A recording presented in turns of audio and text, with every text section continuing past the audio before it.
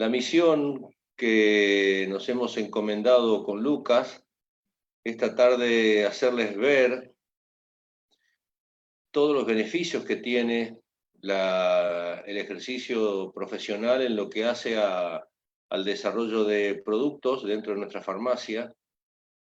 Un ejercicio que nos da plena libertad, no solo en la creación de nuevos productos, respetando las normas legales actuales,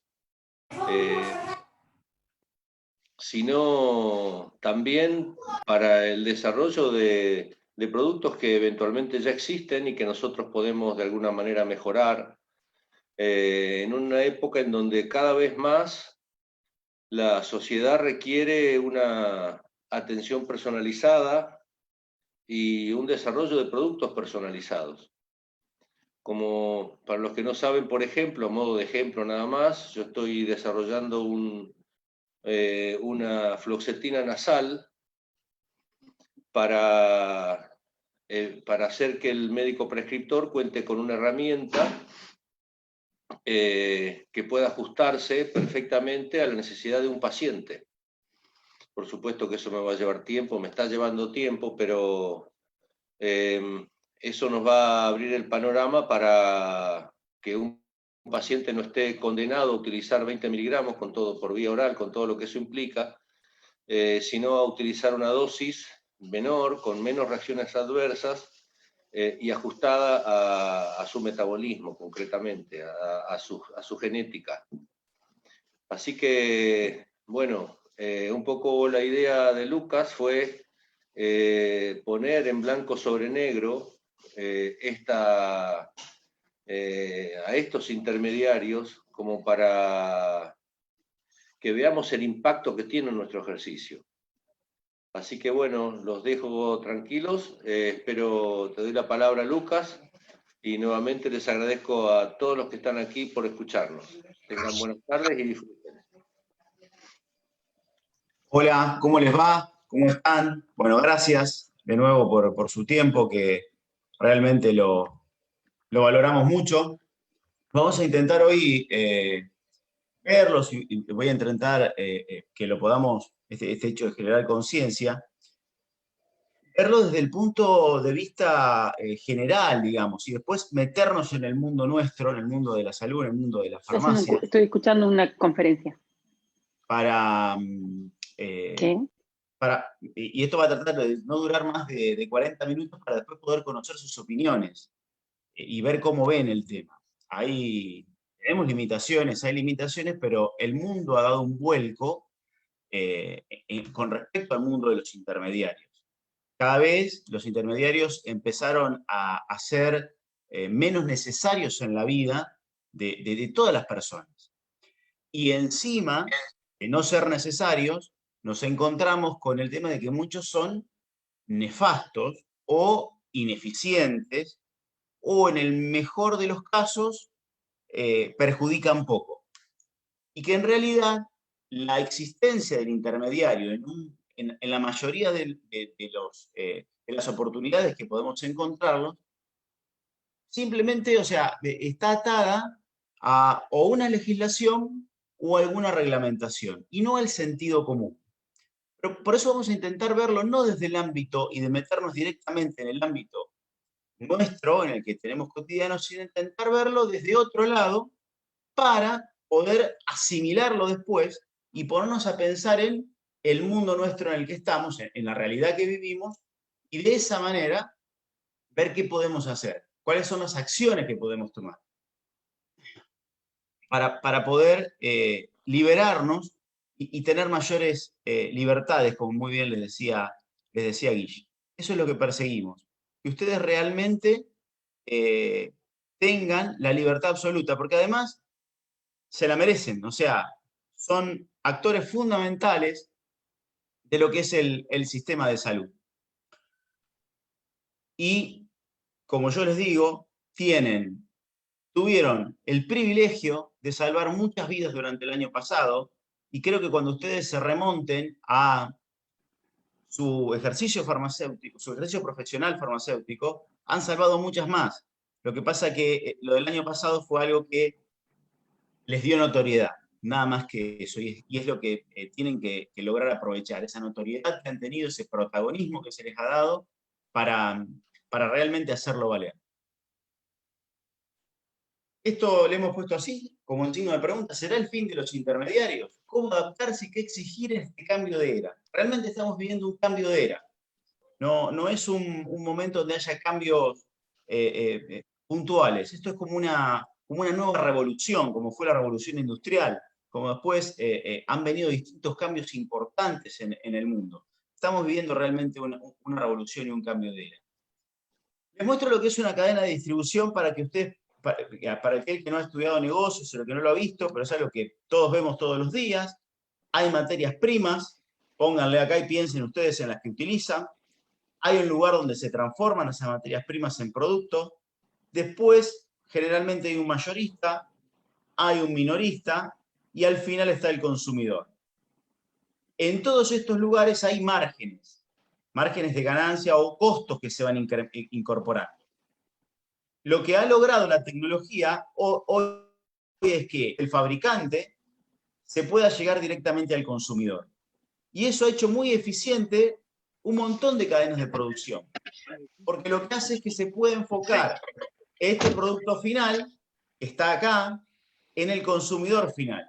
Caso, todos los medicamentos personalizados que ustedes elaboran, porque los hacen pensando en cada una de estas personas, algo que es imposible cuando yo en el medio tengo intermediarios. Porque el que conoce la realidad del cliente es el que está acá y no el que lo produce. Y ustedes están en los dos lugares, están en la trinchera y están en la elaboración.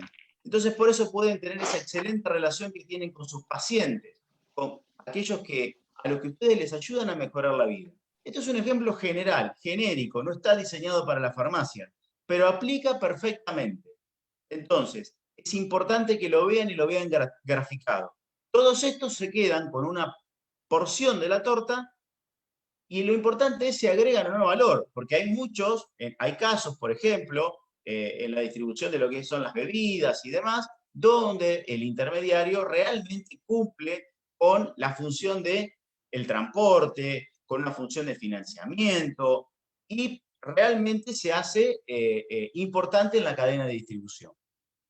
¿Lo estarán haciendo en el rubro farmacéutico? Esa es la pregunta que nos tenemos que formular. ¿Estarán los intermediarios que tenemos y quiénes son esos intermediarios? ¿Y por qué existen? Bueno, si escuchamos algo, bien. Si no, estamos haciendo otras cosas.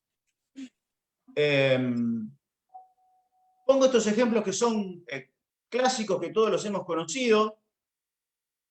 Netflix hizo desaparecer a Blockbuster y acá podemos pensar en que es solo la tecnología lo que está haciendo. La pelea entre Uber y los taxis la va a ganar Uber, seguramente. Ya Uber se sigue usando, Uber es algo que vino a arreglarle el problema a la gente. Acá Netflix lo que hizo, antes de ser lo que soy, lo que conocemos, que hacemos clic y ponemos una película, estuvo diseñado por fanáticos de Blockbuster, gente que estaba metida dentro del sistema de Blockbuster y que le pedía, por favor, mandame a buscar las películas. Y así nació Netflix, enviando las películas y los CD de música y yéndolos a retirar. Uber también cubre la necesidad de la manera más eficiente que el taxi, hace que los tiempos muertos de los vehículos se puedan usar. Es decir, piensa en la integralidad del sistema. Los taxis siguen existiendo por reglamentación, porque los sindicatos se oponen, y no por ninguna otra cuestión lógica que asista a lo que es el sentido común y el beneficio del usuario, y tampoco ni siquiera del empleado, porque una persona que trabaja en Uber tiene una mejor remuneración que un taxista que es empleado de una compañía o de un sindicato de taxis. Lo mismo pasa con Apple y las tiendas de música. Apple entendió que la gente quería escuchar 1, 2, 3 canciones y no comprarse un CD y fumarse 9 que no le gustaban.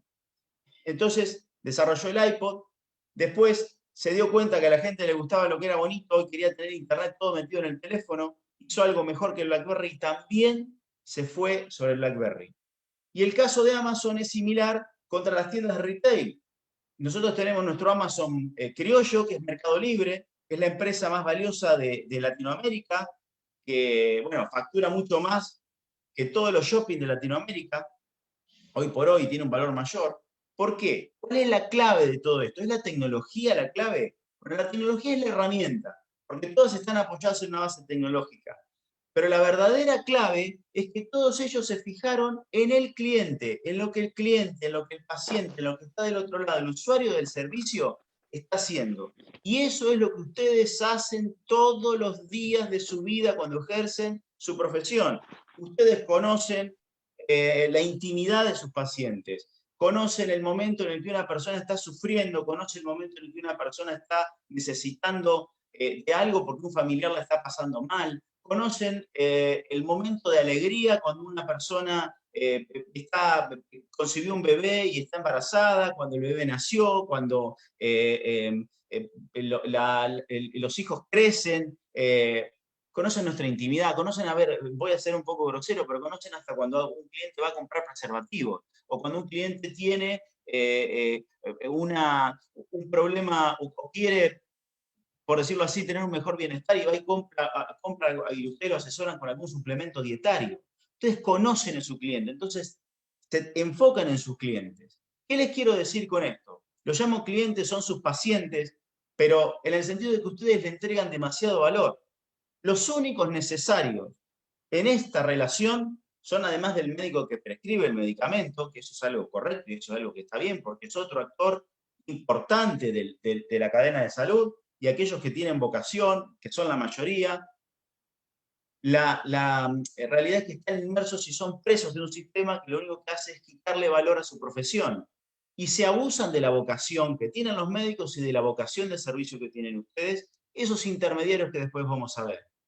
Por eso es lo importante de que se empiece a generar esta conciencia en ustedes de que los importantes son los prestadores y los usuarios de los servicios.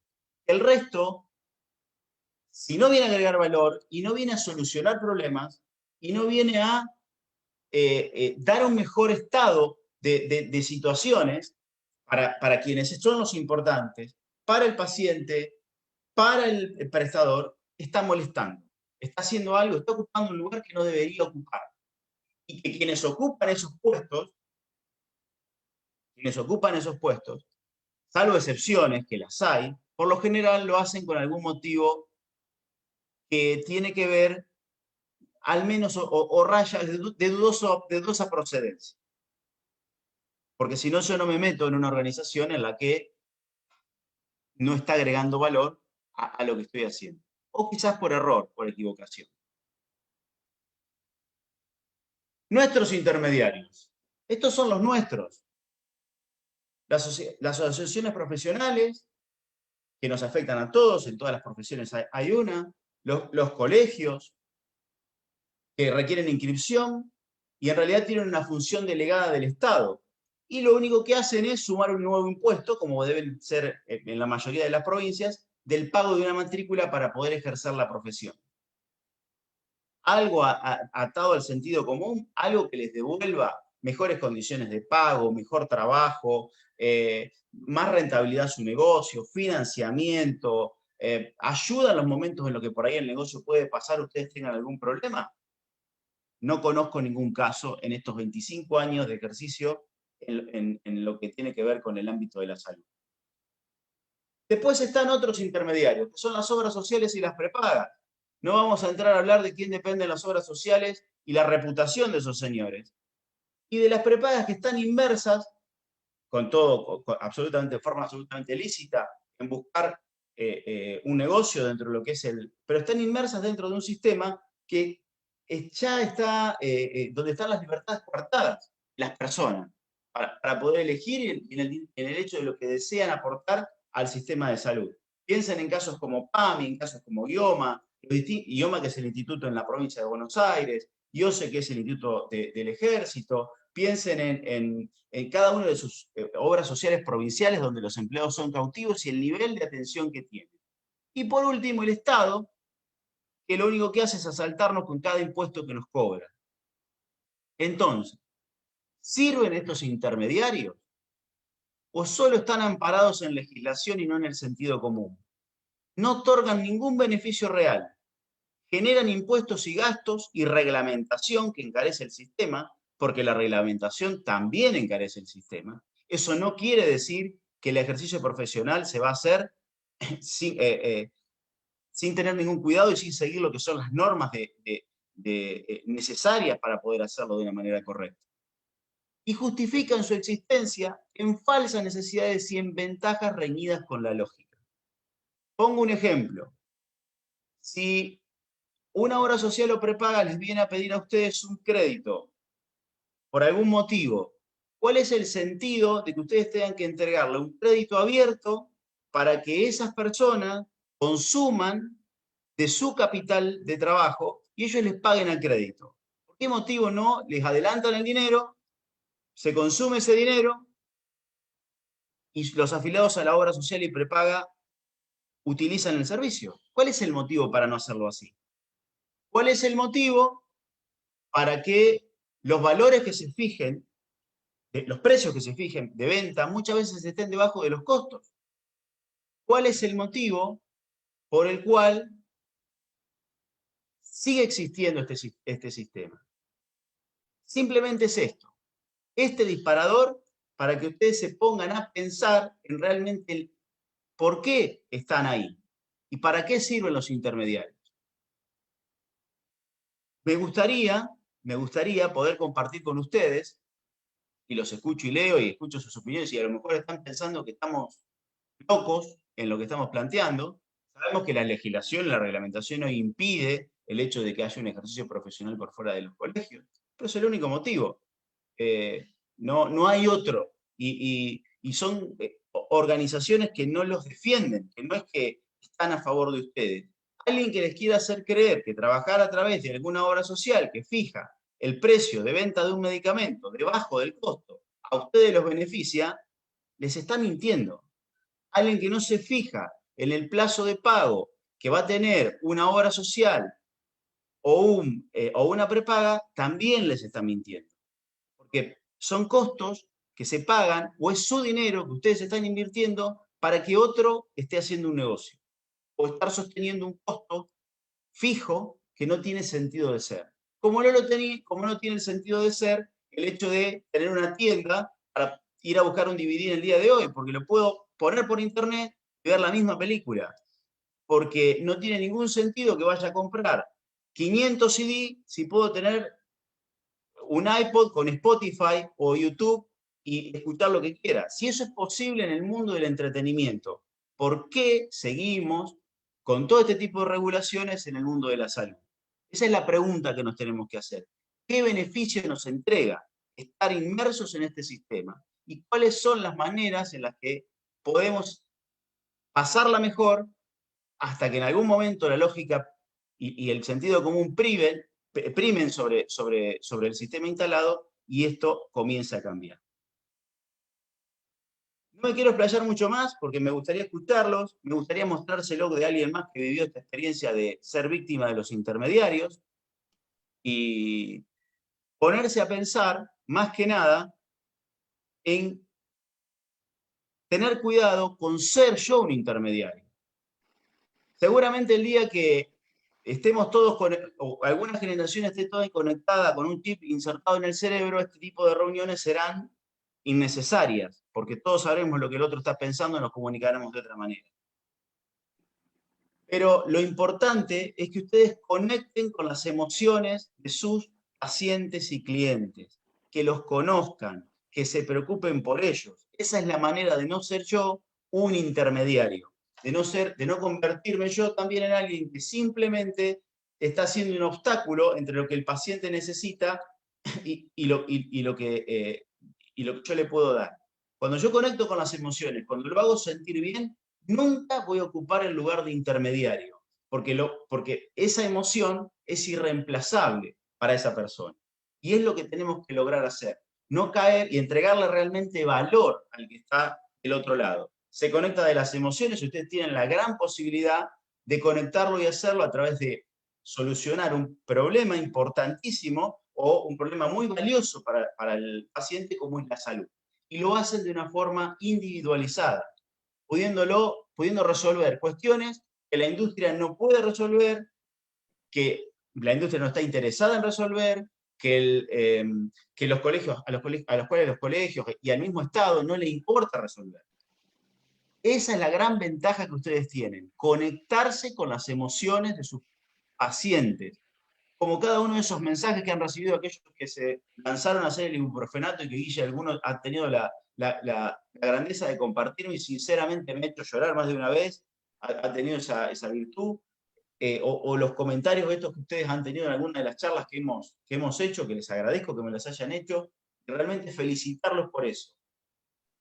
Simplemente esto, piénsenlo, piensen en cada momento para qué me está sirviendo, de qué me está sirviendo esto que estoy viviendo hoy. ¿Es lógico lo que estoy viviendo? ¿Por qué me tengo que, por más que sea la realidad que vivo, me tengo que acostumbrar a estar mal porque es lo que siempre ocurrió? Esa es la pregunta. Esa es la gran pregunta que debemos hacernos todos, porque a todos en algún momento de nuestra vida nos ha pasado esto. Creemos que estar mal, que sufrir vejaciones, que sufrir perjuicio, es lo normal. Lo normal, cuando uno es una buena persona y un buen profesional, es que eso se note, se destaque y que sea valorado y recompensado. No por ningún colegio, no por ningún funcionario, no por ningún intermediario, sino por sus pacientes y por sus clientes. No los voy a aburrir más, lo voy a dejar con alguien que los va a entretener mucho más que yo, porque tiene la virtud, además de transmitir valores, de ser bastante gracioso. Les voy a compartir una pequeña charla de unos minutos, si me permiten, para que alguien que creo que casi todos conocen, les pueda contar cómo él logró matar al intermediario y cómo fue perjudicado por esos intermediarios. Mientras preparás el video, perdón, les cuento que hace no mucho me llamaron de casa a la farmacia, solicitándome que yo atendiera a los pacientes crónicos de casa. Lo que le pregunté a la persona que me llamó es, bueno, ¿cuántos pacientes crónicos tenés en San Nicolás? No supo contestarme. Bueno, perfecto.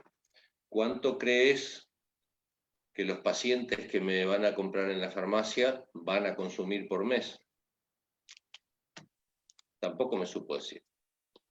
Entonces, acto seguido le dije, o sea, vos me estás pidiendo, como decía Lucas, un crédito a sola firma, a plazo incierto, pero no me estás diciendo ni siquiera el monto. Te invito a que vayas con la misma propuesta a cualquier banco a ver qué te contestan. Seguramente te van a sacar a patadas del banco.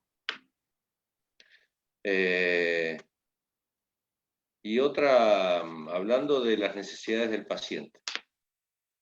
Nosotros en nuestra red advertimos, a través de algunos colegas, los beneficios que da para la psoriasis, posibles beneficios que da para la psoriasis, el uso de ivermectina, porque advertimos que muchos pacientes que estaban usando ivermectina también se beneficiaban en los síntomas de la psoriasis. Y rápidamente nos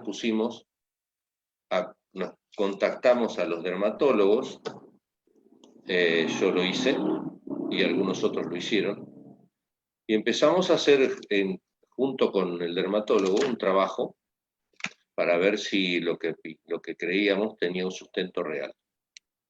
Otra muestra de cómo pasamos de producir directamente hacia el beneficio del paciente. Nada, eso. Lucas, cuando quieras. Bueno, sí, gracias Guille, esa es la realidad, bajado de un ejemplo claro.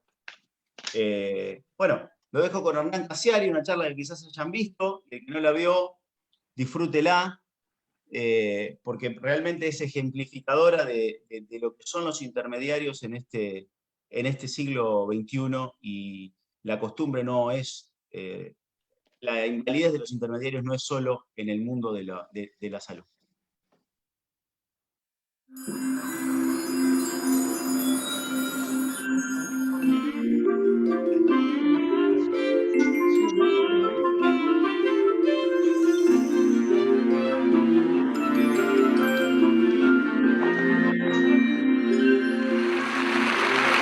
están? Ustedes van a notar en mi voz, en el preciso momento que se me pasa el susto, que tengo un acento que es un poco raro, porque hace 10, 12 años que vivo en España. Y yo me fui un día a París hace 11 años, por 15 días, a recibir un premio literario. Y ahí conocí a una catalana y me quedé a vivir con ella. En Argentina tenía trabajo, tenía una casa y no tenía ninguna intención de mudarme de tierra. Mientras tanto en España no tenía nada, no tenía ni casa ni trabajo, ni siquiera tenía papeles para conseguir casi trabajo. Para peor, a los 8 o 9 meses que yo estaba viviendo de prestado en España, solamente porque estaba enamorado, etc., pasaron en Argentina dos cosas horribles. Primero vino la crisis del 2001, 4 o 5 presidentes en una semana y caos social, y una cosa todavía peor, más o menos en la misma fecha que fue que Racing salió campeón. Yo soy de Racing y es horrible ver por primera vez a tu equipo salir campeón y estar lejos.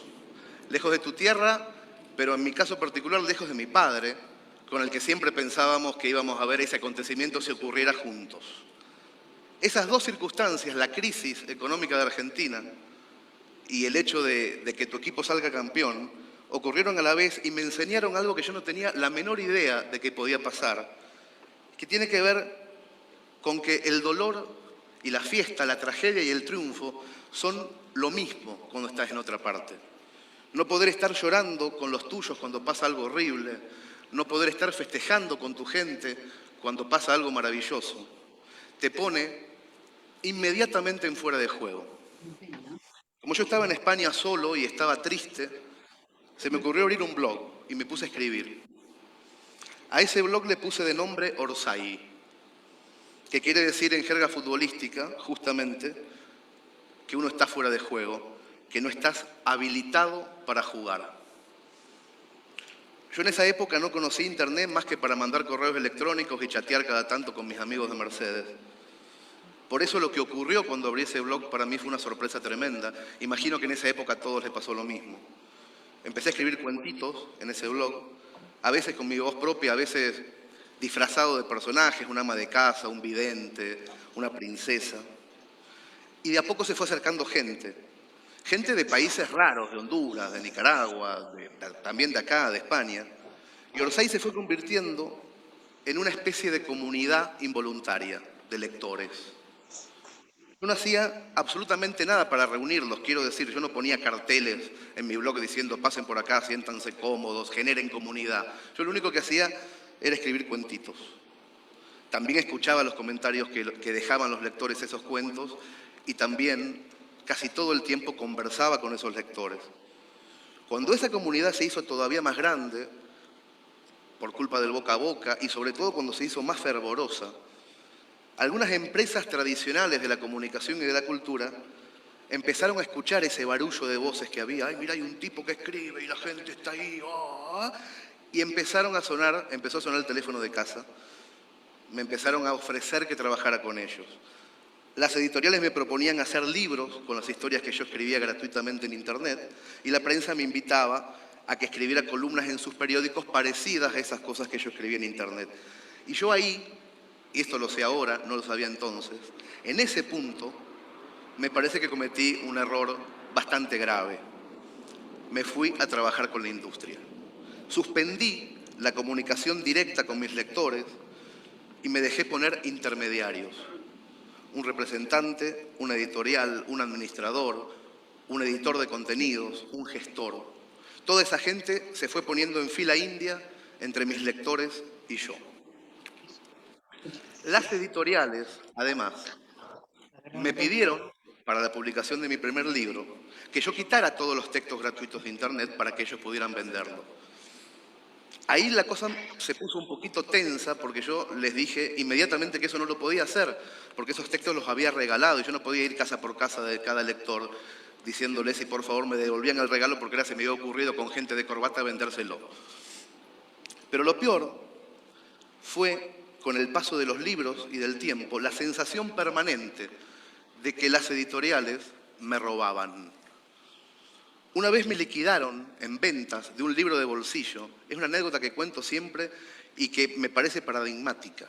Me liquidaron unas 800, 900 ejemplares durante un año entero en Argentina de un librito de bolsillo. Y yo sabía, porque soy muy amigo del librero de Mercedes, de una de las 3 librerías de Mercedes, yo sabía que en una de esas librerías se habían vendido 750. O sea, en Argentina, 800, en una librería de un pueblo de la provincia de Buenos Aires, 750. Y no solamente era esa sensación de robo a mano armada, de imposibilidad de ver ventas e impresión, sino que también empecé a recibir muchísimos mails de lectores del blog diciendo que mis libros no estaban en sus países.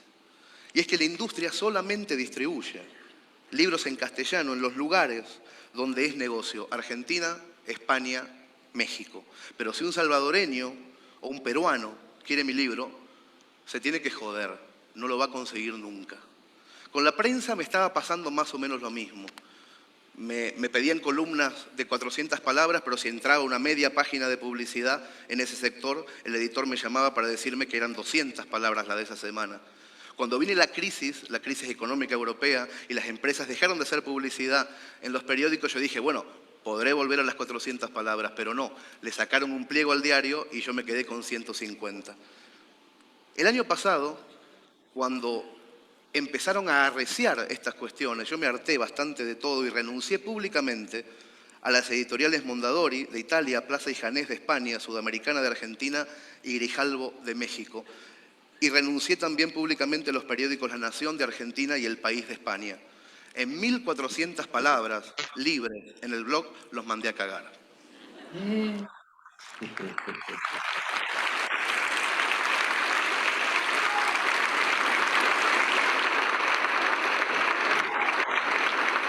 Mientras hacía esto, volví a comunicarme después de un año entero de estar en silencio con la gente de mi blog. Y les conté que se me había ocurrido una idea. Una idea que por un lado podía ser muy divertida, sobre todo riesgosa, pero por el otro lado tenía un objetivo secreto, que era demostrar, y demostrarme también a mí, que la famosa crisis de la industria, de la que tanto se habla, no es económica, sino que más bien es moral. Es una crisis codiciosa. La idea era hacer una revista imposible. Desde el patio de mi casa en un pueblo de Cataluña, sin oficinas, y con un staff integrado solamente por mi familia y por mis amigos de la infancia. Una revista que se iba a llamar Orsay, como mi blog.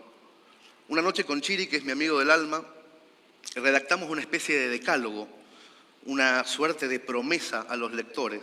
Esto ocurrió exactamente hace un año. Prometimos que la revista no tendría publicidad, ni un centímetro de publicidad, ni subsidios privados ni estatales.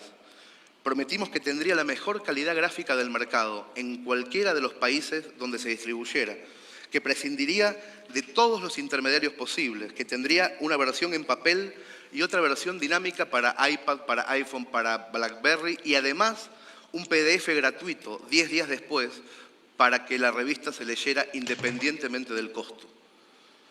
Prometimos que escribirían y dibujarían únicamente personas que Chiri y yo admirásemos muchísimo, que sería trimestral y tendría más de 200 páginas por edición, que en cada país costaría lo mismo que 15 periódicos del sábado en esa región. Dijimos en el punto 8 que la plata la íbamos a poner nosotros y que la íbamos a hacer aunque no se vendiera. En el punto 9 decíamos que si salvábamos la inversión íbamos a ser felices. Y en el punto 10 que si no salvábamos la inversión nos chupaba un huevo. En ese momento,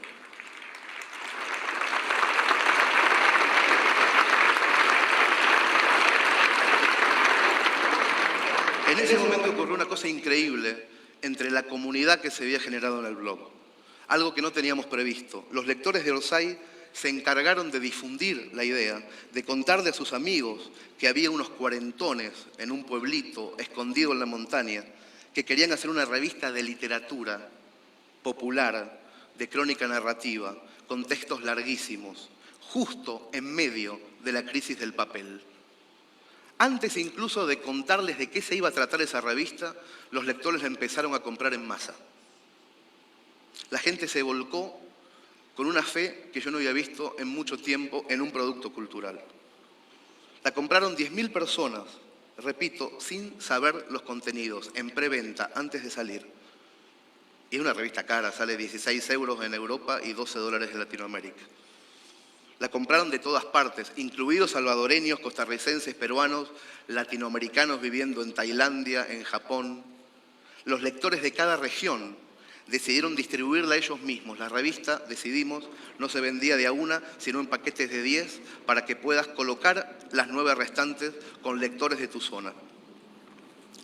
De este modo matábamos también al intermediario de la distribución, que es una mafia. La distribución se queda con el 50% del precio de venta de cada publicación que nosotros compramos. El autor, el 8%. El Corte Inglés, Carrefour, el 50%. El 1 de enero de este año salió a la calle el primer número de Orsay y así lo hicimos cada 3 meses hasta llegar al objetivo de los 4 números anuales. El número 4 acaba de salir a la venta hace una semana. Cada revista pesa más o menos 1 kilo y a la vista es imponente, no tiene publicidad. Escribieron en estos 4 números más de 100 autores invitados, entre ellos Juan Villoro, Abelardo Castillo, Nick Horby, Agustín Fernández Mayos. La ilustraron el Negro Cris, Horacio Altuna, Miguel Rep, Alberto Montt, entre muchísimas firmas. A todos les pagamos en euros. En medio de todo ese fervor, descubrimos que el sueño era únicamente posible conversando con los lectores. Y entonces, a mediados de este año, cuando estábamos en el número 2 y empezando a hacer el 3, decidimos, de una forma también bastante arriesgada, convertirnos en editorial. La idea fue agarrar un contrato estándar de mis antiguas editoriales y poner todo lo contrario. La idea era no cagar al autor, no asfixiarlo. Los derechos siempre para ellos. Si te querías ir al día siguiente, buenas noches, andate, todo bien.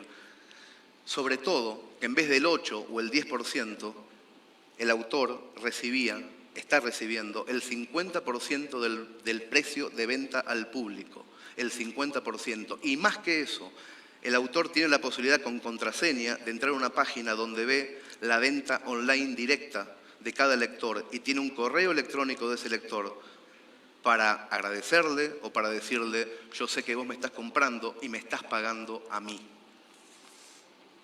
Fuimos notando a medida que avanzábamos que Orsay dejaba de ser un blog o una revista, incluso dejaba de ser una editorial y se convertía en un proyecto de los lectores. Hace 2 meses se nos ocurrió la posibilidad de abrir un bar en Buenos Aires, un lugar de encuentro entre la gente que lee la revista. Le pusimos Orsay. Una tarde yo le conté a los lectores del blog si tenían ganas de que hubiera un bar y también les pregunté si alguien quería sumarse al proyecto bar como inversor. En 24 horas recibimos 204 correos electrónicos con gente que quería poner $1.000 o 10.000, un loco quería poner 80.000.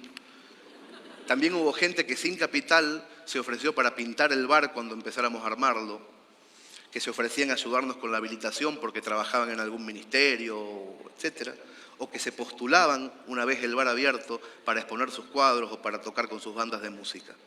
Esto ocurrió a principios de agosto de este año.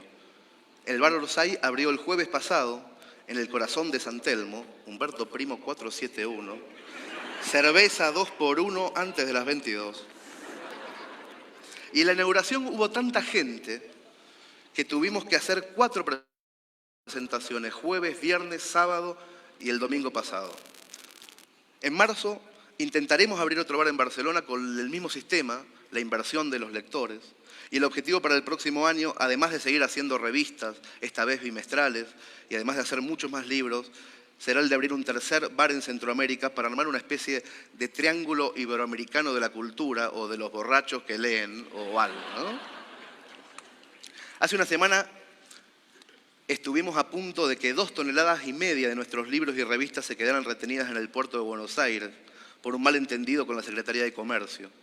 Los lectores de Orsay de todo el mundo fue un jueves maravilloso, hicieron explotar Twitter con una frase que decía "liberen Orsay". Y eso fue tremendo porque a las 12 horas el gobierno argentino escuchó ese reclamo, respondió por Twitter el jefe de gabinete del gobierno diciendo que se iba a encargar personalmente del asunto, y al día siguiente las revistas estaban liberadas. Yo creo que eso, que es la última anécdota que voy a contar, quiere decir algo. Yo estoy seguro que eso es el principio de algo. Las decisiones culturales empiezan de a poco a estar en nuestras manos. Ya no le hacemos caso a altavoces únicos que nos dicen lo que hay que hacer. Somos nosotros los que comunicamos. Somos 400 millones de personas las que hablamos en español. Cada uno de nosotros, cada región, tiene una jerga distinta que nos hace únicos, pero que también nos enriquece. Nos entendemos. Internet llegó hace un tiempo para unirnos, para decirnos que se pueden hacer cosas juntos, y sobre todo en la cultura, que es la base fundamental de la complejidad de la mente. Hace casi 10 años abrí un blog porque me sentía solo en un país extraño, me sentía fuera de juego, necesitaba comunicarme con los míos, y por eso le puse Orsay. Hoy estoy seguro que la industria de la cultura somos los lectores y los autores, y nadie más. Y que la otra industria, la que le teme a los cambios, la que intenta hacernos creer que Internet es un lastre, la que rajunia y la que daña, se está muriendo. Y la vamos a ver morir. La cultura tiene que ser libre y tiene que ser gratuita. Yo les convoco a autores, editores, a que cada vez que vendan un libro lo pongan en PDF gratis el mismo día que sale a la venta en góndolas, porque van a vender más. Estuvimos años dependiendo de una industria codiciosa, comprando lo que ellos querían que comprásemos. Y de repente, y cada vez más, están quedando en Orsay. Gracias. Bueno, es muy lindo siempre escucharlo a Cassiari, porque por esa forma que tiene de relatar las cosas, se deben haber visto representados en más de una cosa, en más de un tema. Y yo lo que los animo a decirles es que no le den su esfuerzo y su mérito a otros. Los que soportan a los abuelitos de PAMI, los que soportan a la persona que tiene una mala obra social y ustedes le siguen entregando un medicamento a aquellos que trabajan por obra social, el mérito es de ustedes. Háganselo saber de una buena manera a sus pacientes. No le entreguen ese mérito a un tercero, a un funcionario, no se lo entreguen a quien está en el gobierno de turno, que son los que se llevan los laureles. De a poco, háganle saber a la gente, háganle saber a sus pacientes que ese esfuerzo lo hace cada uno de ustedes como farmacéuticos. Y aquellos que tienen el privilegio y que tienen el amor por formular, van a encontrar ahí libertad para poder entregarle una solución mejor que la que entrega la industria a sus pacientes, siendo libres. Pero lo importante es que ustedes no entreguen ese prestigio, ese don de servicio, esa gran capacidad que tienen, no le entreguen ni la recompensa económica ni la emocional a un tercero. Nada más, es todo, y bueno, me gustaría escucharte, Guille, y escucharlos a todos. Bueno, la verdad que, como siempre, Lucas, vos nunca terminás de, por lo menos a mí, sorprenderme con las cosas que me haces ver,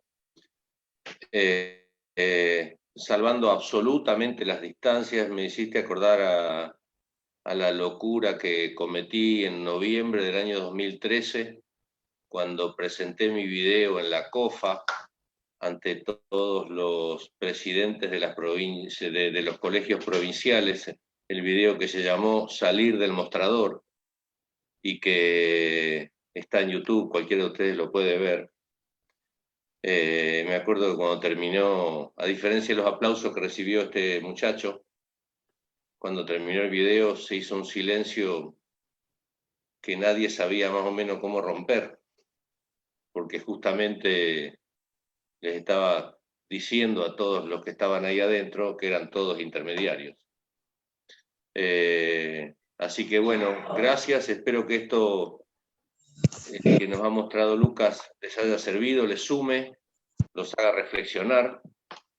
Nada, los quiero mucho y gracias por estar como siempre. Nos vemos pronto. Que tengan un hermoso fin de semana. No sé si alguno quiere hacer algún comentario. Tiene el micrófono abierto para hacerlo, por supuesto. Sí, yo, Guille, ¿me escuchás? Sí, ¿se escucha? Sí, claro, claro. No, nada, agradecerles también, porque la verdad es que son cosas que nos motivan a seguir en el camino que vamos. Desde el año pasado yo también empecé un camino de cambio al respecto, y bueno, cada charla de esta y cada encuentro lo que logra es hacerme ver que voy por un buen camino, digamos, que voy a encontrar...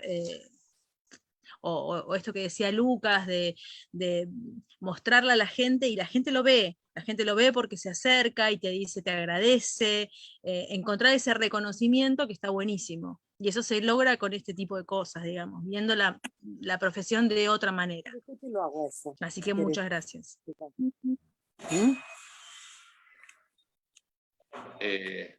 Se me ocurría decirte, Karina, es mágico. Es Sí, es mágico.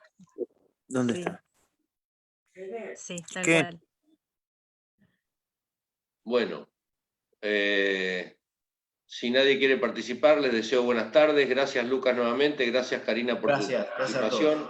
Un beso a todos. Que estén bien. Chao.